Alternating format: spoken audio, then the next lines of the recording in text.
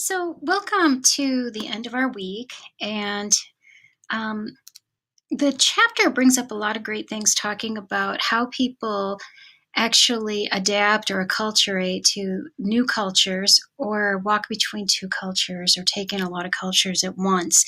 And just to make sure it's very clear, the chapter that we read is good, but definitely leaves a lot out. So we saw some interesting things, but there's a lot more to it.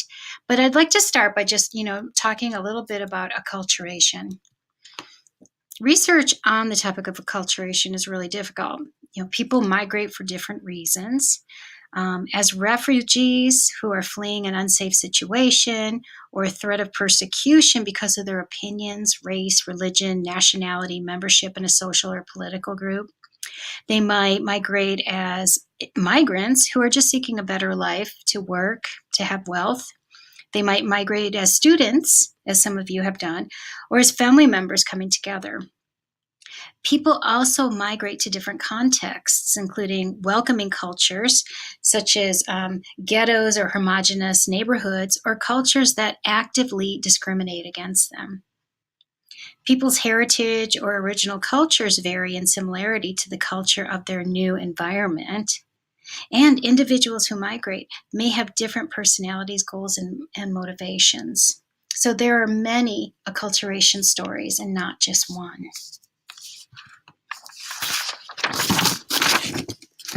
So as described in our chapter, moving into a new culture can involve substantial psychological adjustment, which can often be associated with stress.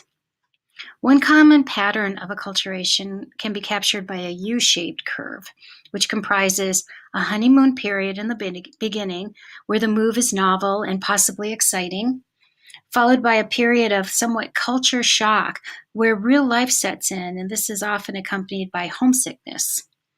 And then there's a time of adjustment to one's life and a new normal, and possibly their feelings towards their culture will start going up again. And there you see the U curve. When moving from or to more homogeneous cultures, the adjustment phase of the curve is sometimes not experienced. In fact, it can yield a more pessimistic L-shaped curve where there's no honeymoon phase, followed by continual negative experiences and negative attitudes with little adjustment. Or it's just positive all the way through, where there's no need for a culture shock or an adjustment period at all.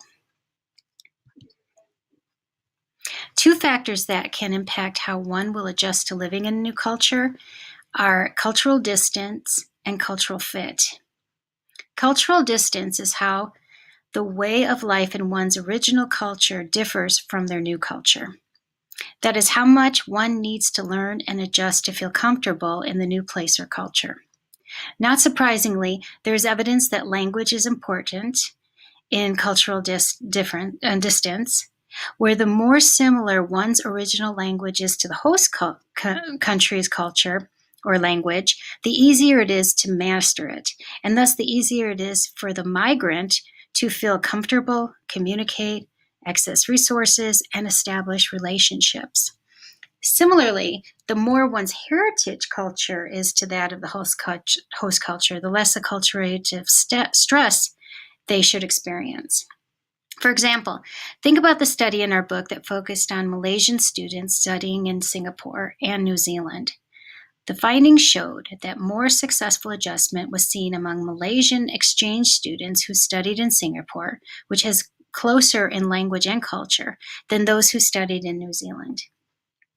Another factor that impacts acculturation is cultural fit, which is how much the migrating person's personality is similar to the cultural values and norms of the host culture. In the book, Hein offers that people who are extroverts will be more likely to venture to new countries, and thus countries with more immigrants will value extroversion.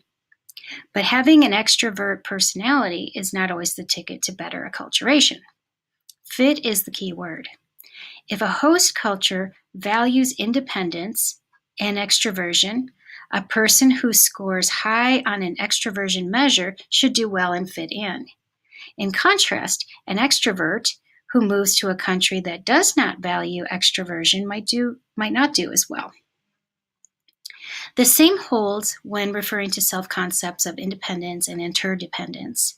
People with more independent self-concepts experience less stress acculturating to the United States than people of interdependent self-concepts.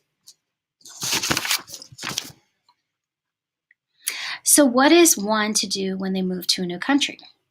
Depending on the reasons that brought on the move, factors like a cultural distance and cultural fit, different strategies have been found. These depend on a continuum in terms of one's attitudes towards the host culture and their attitudes towards their heritage or original culture. So in terms of attitudes towards a host culture, the question might be, does the individual participate in the larger society of the host culture? Do they seek ways to fit in, or do they try to resist fitting in? In terms of attitudes towards one's heritage culture, a question might be, does the individual seek ways to preserve the traditions of his or her culture, her heritage culture? Attitudes towards host and heritage cultures are seen as being independent from each other.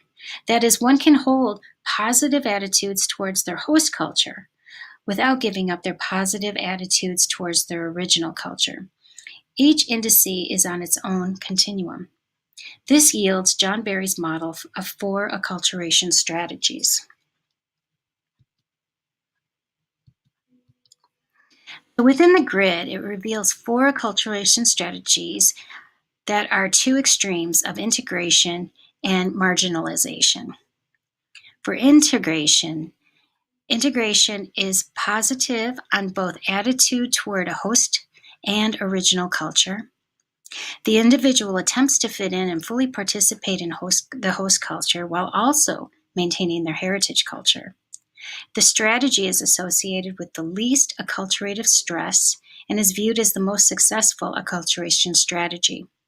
Success is likely due to least amount of prejudice experienced and gaining access to a greatest level of social support due to having access and appreciation for both new and original cultural groups. In contrast, the marginalization strategy is almost the opposite, revealing the most negative attitudes towards both the host and original culture. This strategy is relatively rare, maybe characterizing mainly people who have grown up in different cultures across time. This strategy is associated with neuroticism, or having a long-standing depressed mood, and represents the weakest social support because there is a lack of access to a culturally valued group.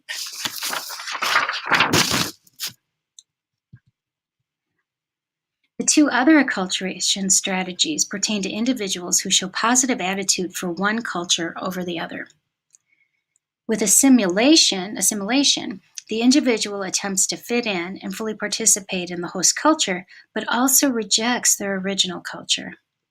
In contrast, with the separation strategy, the individual maintains his or her heritage culture, but also does not try to fit in with their host culture. Neither of these 2 strategies appears to be better than the other in terms of adjustment to a new culture. So next, we'll talk a little bit about how the host culture impacts or takes in somebody who comes to them and how that impacts acculturative stress.